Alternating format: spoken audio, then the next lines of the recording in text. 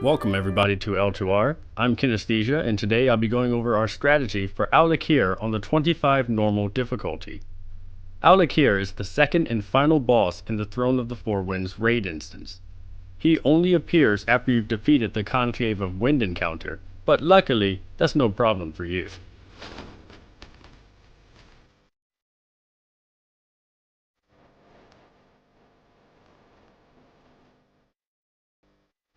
The Al-Akir encounter is a 3-phase fight that will test your raid's DPS and healing. You will want to use 2 tanks for the fight, and a balanced raid of melee and ranged DPS. The fight does not heavily favor any specific healer, so all classes will find a role to fill. He has around 105 million HP, but your raid has the opportunity to do extra damage throughout the fight. Phase 1 is short. It will only last until the boss's health reaches 80%. During this phase, however, Al-Akir will use a multitude of abilities. The first is Ice Storm. This ability creates a moving blizzard that will leave a trail of frost on the ground. Though it dissipates after a short while, it will deal around 15,000 frost damage every half second to any raid member standing in it.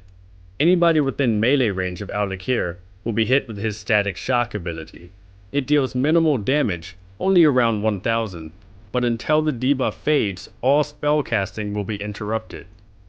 Electrocute is only used on the boss's current target and only if he is unable to melee attack them. Once the target is within melee range, Electrocute will no longer be cast. Periodically throughout Phase 1, Al-Akir will use Wind Burst. This attack deals around 30,000 damage to all raid members and knocks them back. It has a lengthy cast time to allow players to move close to the boss in anticipation of the knockback. Lightning Strike is the most lethal Phase 1 ability. It is a conal forked lightning-like ability that hits the target and anybody within the radius for 20k damage. In addition, each target hit by this will chain another 20,000 damage to all targets within the conal area. Because of this, if 3 people are hit by Lightning Strike, they will take the initial 20k damage and an additional 20,000 damage from each other player hit. This would be a total of 80,000 damage. Finally, throughout Phase 1, squall lines will rotate around the platform. This appears as a wall of tornadoes and is somewhat reminiscent of Twilight Cutter beams during the Howlian encounter. Unlike those beams, however, there will be an opening in these where room is available to allow the tornadoes to pass by harmlessly. If players are caught by the tornadoes, they will be sucked into them and carried along their path, taking 40,000 damage every second along the way. Phase 2 begins at 80% health. Al-Akir will retain his Static Shock, Electrocute, and Squall Line abilities from Phase 1. In addition to this, Phase 2 will introduce the Acid Rain ability. This is a stacking debuff that deals 500 damage every second to all raid members. The damage will increase by 500 every 15 seconds and will not stop until Phase 3 of the fight. This mechanic acts as a softened rage for the encounter, eventually causing too much damage for the raid to heal through. Al-Akir will begin to summon adds in this phase, called Stormlings. These have 1 million HP, and deal around 2,500 nature damage every second to all players within 20 yards.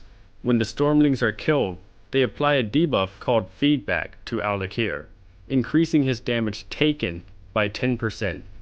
This debuff lasts 20 seconds and can stack. At 25%, Al-Akir will shatter the platform and all players will gain the Eye of the Storm buff.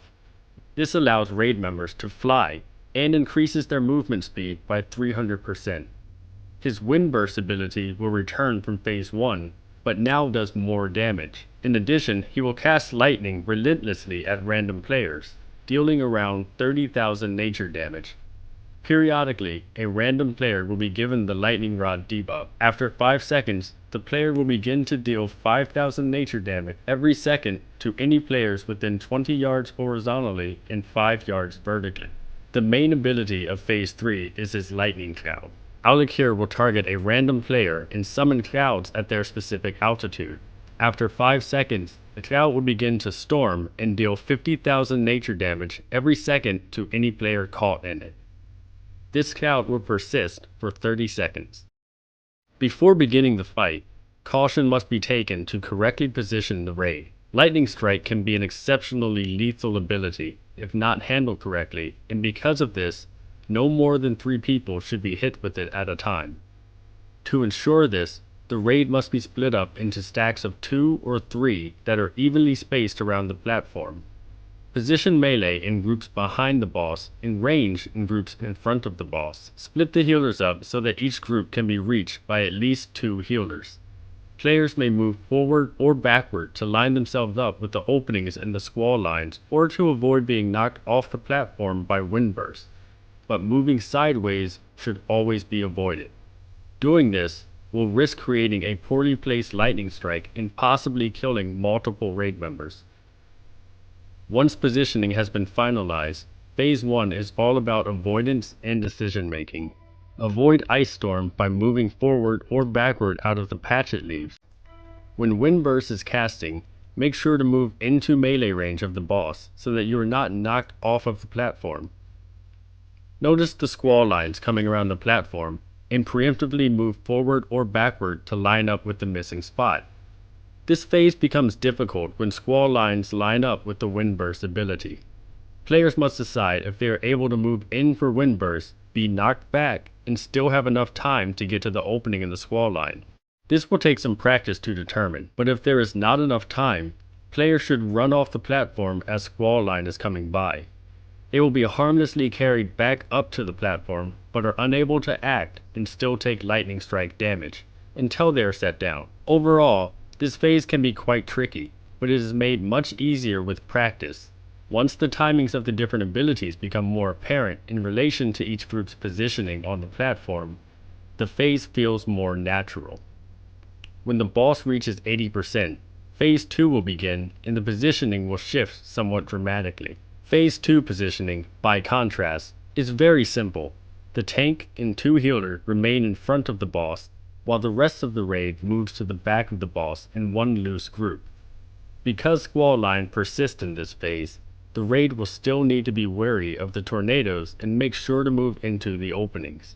Acid rain will begin to tick and stack on the whole raid, and since it does not stop until Phase 3, DPS must race to get Alakir to 25%. This is helped by the spawning of the Stormlings. These ads spawn around a random player and should be picked up by an off-tank and moved to the raid stack behind the boss. They only have 1 million HP, but when they are killed, Alakir is afflicted with a debuff that causes him to take 10% more damage. This debuff only lasts 20 seconds, so you will need to tank around 3 Stormlings before starting to kill any off. Wait until the debuff is about to fall before killing each Stormling to give time for more ads to spawn. Keeping the debuff rolling and stacking it well are the keys to success in this phase. Without doing this, the raid may fall short on DPS and acid rain will stack too high to be healed through.